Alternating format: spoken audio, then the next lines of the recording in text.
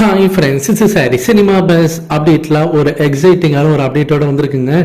நேற்று சென்னையில் பார்த்தினாக்கா Chennai super king versus Kolkata night riders match நடந்தது. அந்த மேட்ச்சில் தோனியோடைய என்ட்ரி அவர் பேட் செய்யும் போது உள்ளே வரும்போது செம்மையான ஒரு வரவேற்பு இருந்தது. வின்ன பொழந்தது. ஆண்ட்ரி ரசூல் அவர்கள் பார்த்தீங்கன்னா காதையை பொத்துக்கிட்டார். அந்த அளவுக்கு ஒரு லவுடஸ்ட் ஒரு மொமெண்ட் அப்படின்னு தான் சொல்லுவேன் நான். மிகப்பெரிய லெவலில் ஒரு வரவேற்பு இருந்தது. முக்கியமான காரணம் அதுக்கு தோனி வரும்போது எப்போதுமே ரசிகர்லாம் கத்துவாங்க, கரகோஷம் எடுப்பாங்க, நம்ம எல்லாருக்குமே தெரிஞ்ச விஷயம் தான். ஆனால் அதை தாண்டி நேற்றுக்கு ஒரு அந்த விஷயத்துக்கு ஒரு வேல்யூ ஆடடாக ஒரு மொமெண்ட் என்ன அப்படின்னு பார்த்தீங்கன்னாக்கா தலைவருடைய ஜெயிலர் படத்தோடைய ஹுக்கும் பாடல் அங்கே ஒழிச்சது தான். அந்த சத்தம் அந்த கேட்டோன்னே அந்த ஹம்மிங் இது கேட்டோன்னே பார்த்தீங்கன்னாக்கா விண்ண பழகிற அளவுக்கு ஃபேன்ஸ் எல்லாம் வந்து கத்த ஆரம்பிச்சிட்டாங்க. அதை நம்மளால பார்க்க முடியுது. ஸோ தலைவருடைய பாடல் போட்டாருன்னா தோனிக்கு இன்னும் கூடுதலாக பார்த்தீங்கன்னாக்கா அந்த பலம் சேர்க்கும் அப்படின்னு தான் நான் சொல்லுவேன். நான் அந்த அளவுக்கு தான் இருந்தது. ஏன்னா போன சீசன்லேயும் தோனி அவர்கள் சென்னை மில்ல மேட்ச் ஆடும் போதெல்லாம் படையப்பா படத்தோட மியூசிக், பாஷா படத்தோட மியூசிக்லாம் போட்டிருந்தாங்க, பிஜிஎம்லாம் போட்டிருந்தாங்க.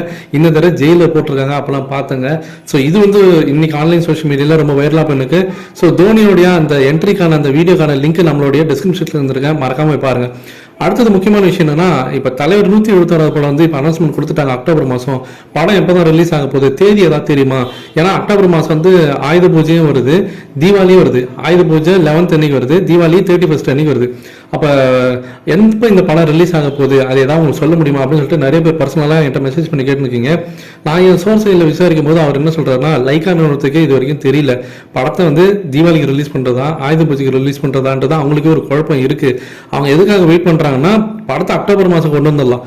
எந்த படங்கள் எப்போ வரப்போகுதுன்றதை பார்த்துட்டு அதுக்கேற்ற மாதிரி நம்ம வந்து ஸ்க்ரீன்ஸ் நிறைய பிடிச்சி நிறைய தேட்டரில் ரிலீஸ் பண்ணணும்.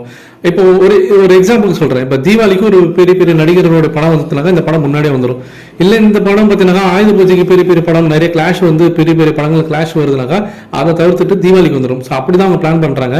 இன்னைக்கு வரைக்கும் லைக்கா நிறுவனமே ஃபிக்ஸ் பண்ணலை இன்னைக்கு தான் இந்த படம் வரணும் அப்படின்றத ஃபிக்ஸ் பண்ணல. அவங்க வந்து ஆயுத பூஜா ஆர் தீபாவளி. ஆனால் தீபாவளிக்கு எனக்கு தெரிஞ்சு வரத்துக்கு என்னோட பர்சனல் ஒப்பீனியன் தீபாவளிக்கு வரதுக்கு வாய்ப்புகள் இல்லை. ஏன்னா நிறைய பெரிய படங்கள் எல்லாமே இப்போவே பார்த்தீங்கன்னா தீபாவளிக்கு தான் ஃபோக்கஸ் பண்ணியிருக்காங்க. ஸோ எனக்கு தெரிஞ்சு ஆயுத பூஜைக்கு பெரிய படங்கள் ஏதோ 1-2 படங்கள் கிளாஷ் ஆகிறத தவிர்க்க முடியாது தான். பெரிய படங்கள் பேன் இந்தியா லெவலில் பெரிய எதிர்பார்ப்பு கூட இருக்கக்கூடிய ஒரு படங்கள் எதுவும் வரல ஆயுத பூஜைக்கு அப்படின்ற பட்சத்தில் எனக்கு தெரிஞ்சு இந்த படம் ஆயுத பூஜைக்கு தான் வரத்துக்கு நிறைய வாய்ப்புகள் இருக்கு. ஏன்னா அவங்களுக்கு கூடுதலாக ஒரு அட்வான்டேஜ் என்னன்னா, ஆயுத பூஜைக்கு 4 நாள் லீவ் வருது, 4 நாள் கண்டினியூஸாக லீவ் வருது. ஸோ அந்த லாங் வீக்கெண்டாக அவங்க வந்து கரெக்டாக வந்து பார்த்தீங்கன்னா கேட்சப் பண்ண தான் பார்ப்பாங்க.